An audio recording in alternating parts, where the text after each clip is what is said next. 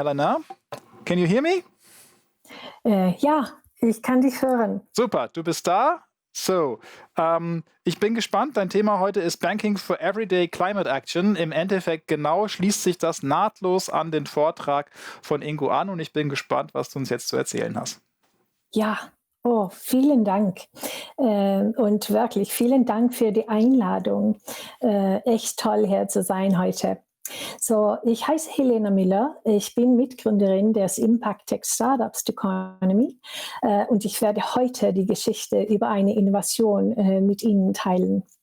Eine Innovation im Schnittpunkt von Finanzen, Technologie und Nachhaltigkeit. Wir bei Doconomy glauben, dass es Zeit ist, den Konsumtion mit dem Impact auf den Planeten in Verbindung zu bringen.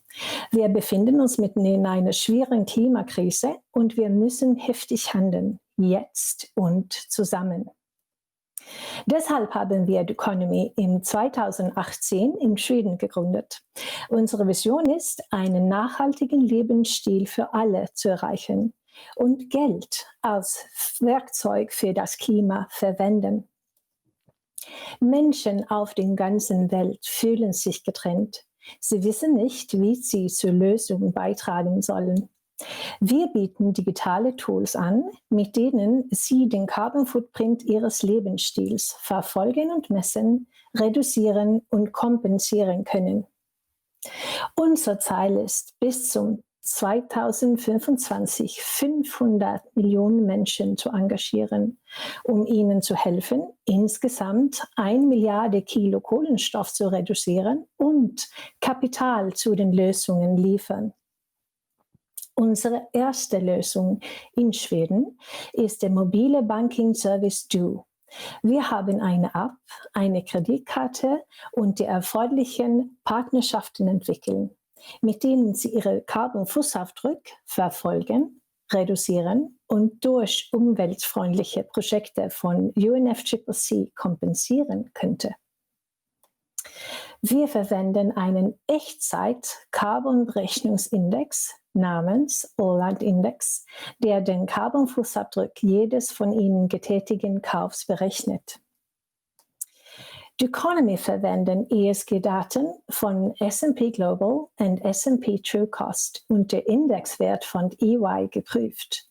Der Index berechnet den globalen durchschnittlichen Fußabdruck in 50 Sektoren und schreibt den Carbon-Fußabdruck 1500 Merchant Categories Codes zu. Wir möchten einen Weltstandard für Carbon-Berechnungen zu etablieren. Deswegen haben wir auch den 2030 Calculator entwickelt, mit den Retailers und Brands der Carbon-Fußabdruck auf Produkten berechnen können. Da unser langfristiges Ziel darin besteht, 500 Millionen Menschen zu engagieren, lizenzieren wir den All-Land-Index auch an Banken auf der ganzen Welt. Auf den Index kann über eine cloudbasierte API oder über die digitale Plattform unserer globalen Partners Mastercard zugegriffen werden.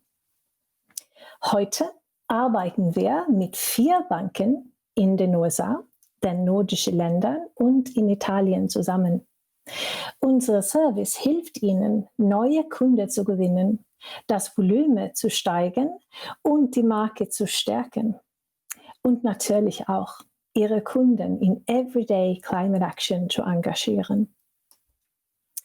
Die Benutzer unserer Lösung sagen, dass alle anderen Bankdienstleistungen irrelevant macht und ihnen hilft, ihr Geld besser zu verwalten. Um den Benutzer zu helfen, haben wir eine Personal Carbon Management Toolbox entwickelt. Es besteht aus einem Carbon Visualizer, Klimaprofilen, Zielsetzungen zur Berichtigung des Paris Agreements, eine Engagement Engine mit Tipps und Tricks sowie eine Do-Community. Und die Funktionen hilft Ihnen, Ihr Verhalten zu ändern und mehr über die Klimaherausforderung zu lernen und auch zusammen mit Freunden und Familie verändern. Alle diese Tools werden jetzt in einer White-Label-App bereitgestellt und wir in kurz bei Banken in Europa und Asien einführen werden. Die Lösung hilft Ihnen dabei, Ihren Carbon-Fußabdruck zu verstehen, sowohl insgesamt als auch 7 Hauptkategorien. Es wird Ihnen helfen, zu kompensieren oder zu investieren und auch mehr zu lernen. Wir sind ein kleines Startup mit Sitz in Stockholm, Schweden. Um erfolgreich zu sein, müssen wir auf den Schultern der Giganten stehen. Deshalb haben wir Partnerschaften mit S&P Global für ESG-Daten, UNFCCC für Klimaprojekte und Mastercard für nachhaltige Zahlungen geschlossen. Wir werden bis 2025 500 Millionen Menschen engagieren. Und deshalb lade ich jeden von Ihnen ein, uns zu folgen auf diese Reise. So, please join the journey and engage in everyday climate action together with us. Ich dachte jetzt, dass ich werde eure Fragen antworten und wir könnten zusammen diskutieren, if diese solution would help the world. Thank you. Thank you, Helena, for your impact, for your keynote. Actually, we don't have that many questions. We have one comment that says, who sees like the danger of greenwashing. Do you see that, or how do you try to avoid this greenwashing thing? I think that's a very important question. And I think that you need to, when you introduce a solution like this, you need to be very clear on what data you build the calculations. And you also need to be very humble.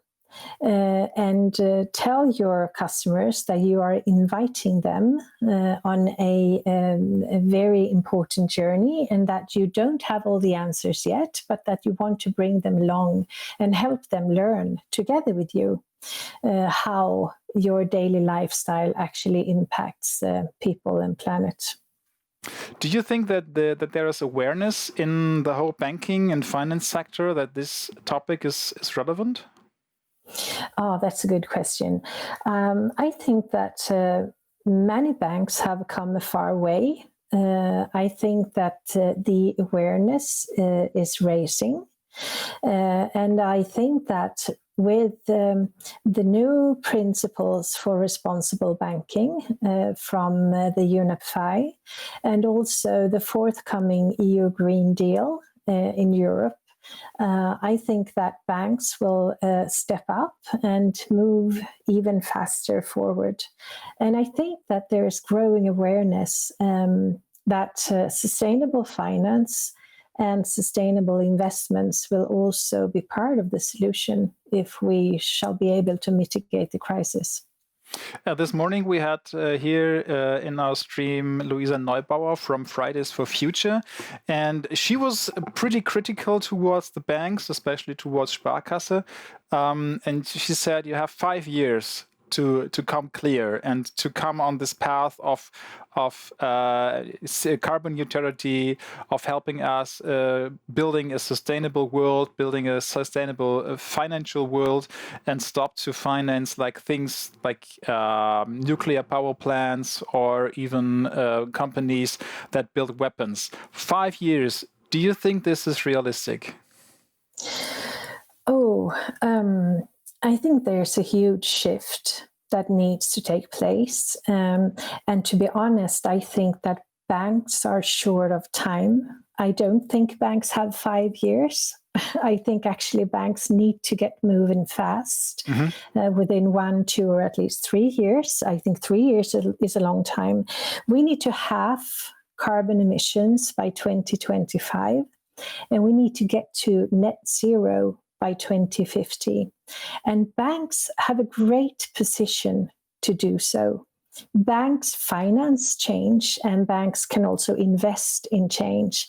And I think also that it's time that the banking industry really starts to engage the retail and private banking customer, because there is a lot of people out there that really wants to know how they can be part of driving change. And I think that there's a lot of innovation that needs financing. And there's a lot of new real or actually old real estate that needs also financing and really renewable energy and new energy efficient systems. So I think banks are really at the core of the change. But don't you think there's a problem that banks, for example, they have contracts with companies that activists from Fridays for Future would say, okay, they are bad companies, you shouldn't invest in them, but they are running contracts and you can't just pull the plug out of this contract and say, okay, I stop paying your loan, I stop giving you credit, because then on the other hand, you will get sued by these companies. Isn't this a problem that we cannot really act on these short amount of time and saying, okay, in 2 or 3 years' time, we have pulled the plug from all these bad companies and will only invest in good companies? I think that the role of a bank is not only to step away from all the fossil-dependent industries or companies that would be considered bad.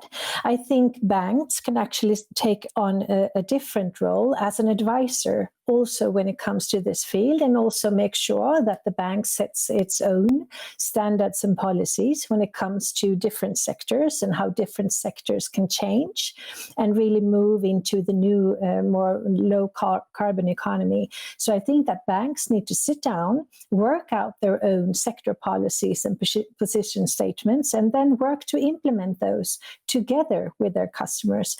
And I mean, this is all about transformation and a transition into a new type of economy. And I think that there's a lot of great value and profitable business that can actually also, exist in a low carbon economy. So I think banks needs to take their customers, corporate customers, and the investments by the hand and lead them into the new economy.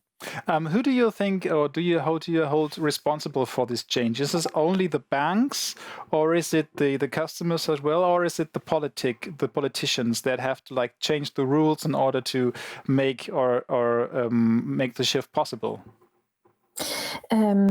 I would say that every stakeholder and every part of society has to contribute. However, we have had this, free choice for a long time, and it hasn't really worked. So I think the legislator has to also provide the legislation to drive, investments and financing away from fossil-dependent industries. But also, I think banks actually can take a leading role. The customers would expect it, the future employees expect it, and also the general public expect them to act. And I also think that people, consumers or retailers, brands, any industry has actually a responsibility to act. But do you really think that, for example, customers are really aware of this problem, that their bank, for example, is involved in a business with a company they wouldn't invest in necessarily? No, I don't think people in general is very aware of that fact. And I think that that's also one thing that the banks can do different, really, in highlighting what their customers actually invest in and what their different investments actually are part of creating, so that it's transparent, and that the bank also shows how they want to move away from investments like these and also drive change together with the companies that they invest in or together with the companies that they lend money to. What is the banking situation in your homeland? Do you have green banks that focus on these strategies like we have in Germany? We do.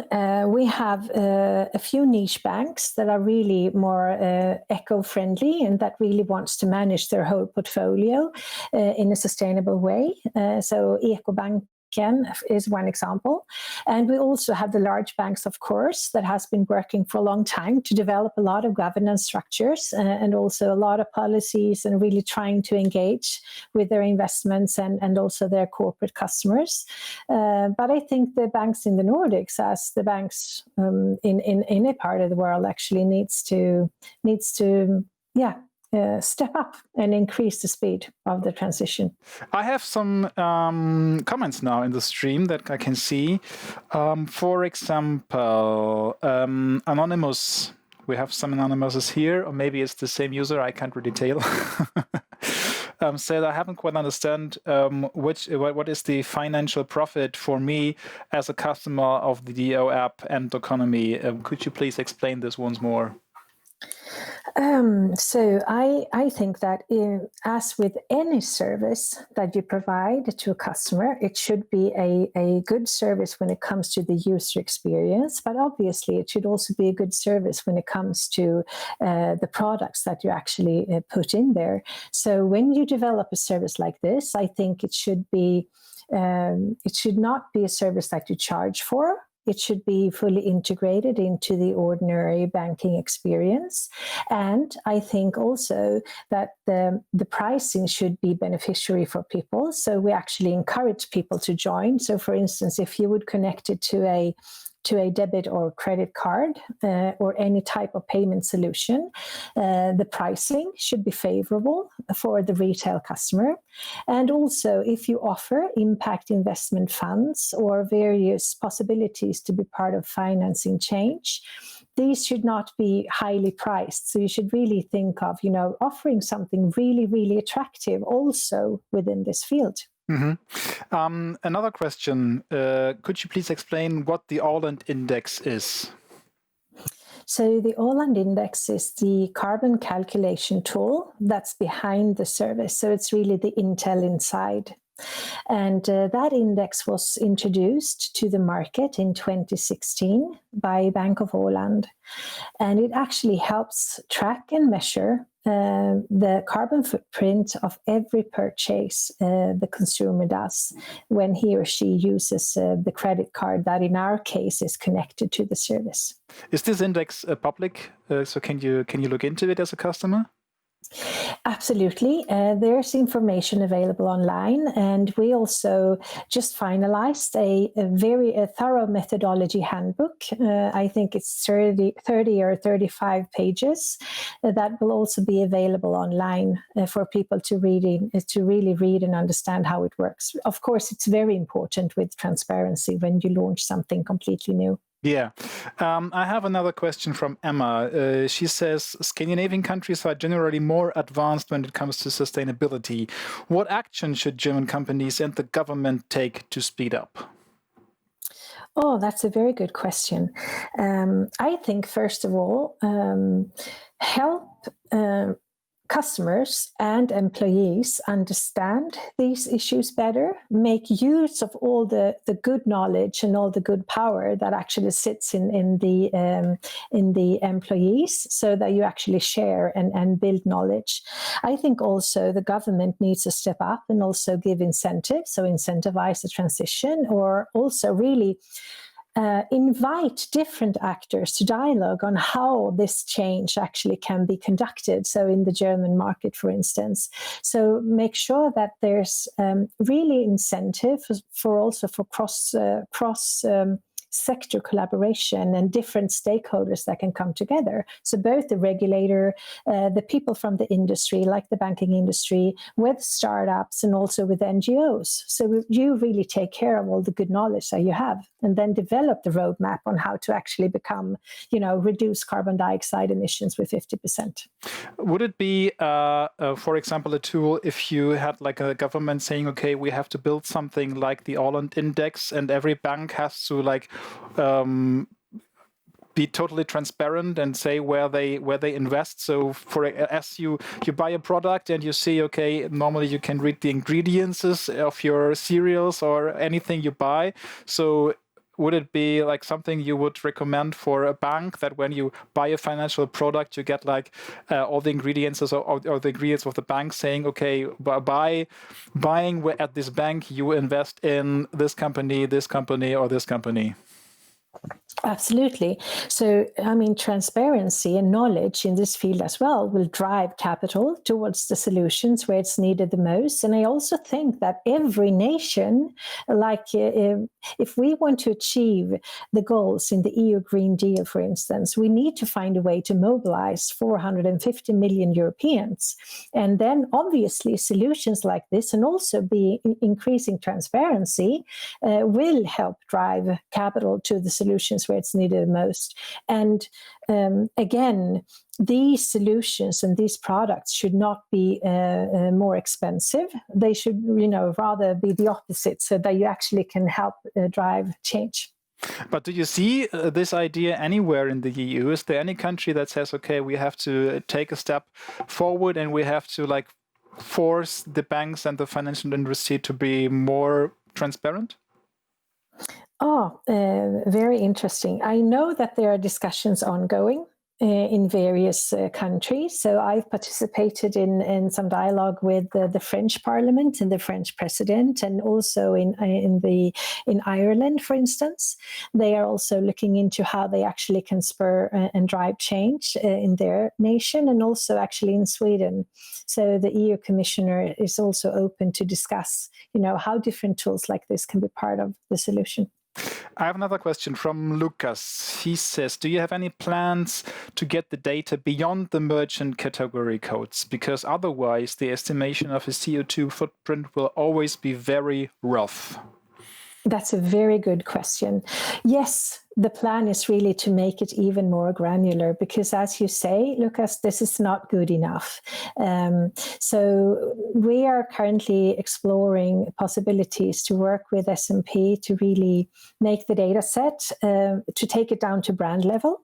And then ultimately, actually, we want to come to product level and SKU level so that we actually can calculate the carbon footprint of each and every product. And that's also why we presented the 2030 calculator to the market, because we want to do it together also with the brands and the merchants. So but in the end, it all comes to transparency on the side of the companies. Exactly. And we are far from that today. It's not that many companies in the world that actually calculates carbon footprint on product level. So we have a lot of companies that needs to really step up and move forward faster. Sorry. That's okay. I hope the call wasn't that important. I'll take it later. I have one last question from Ulrich. Do you also suggest more environmentally friendly ideas if customers buy environmentally unfriendly goods? Oh, so that's a good question. We are trying to build an engagement engine and a nudging library, so where we can help people and nudge people in the right direction. That means that the people would then get information and knowledge about whether if they could make a more sustainable choice and perhaps choose the train over taking the flight between two cities, for instance, domestically. So I think all the knowledge we can add and give to people will help them understand better. And I mean, if we would disclose the carbon footprint of various products, ultimately what that would lead to, hopefully, is that people would consume more sustainable products over the less sustainable ones. But in the end, I would say, to wrap up your keynote, it's all about transparency. It's about knowledge. It's about knowing what you buy and what's in there, where you invest. Thank you very much, Helena Mueller, for your keynote today. Thank you for having me.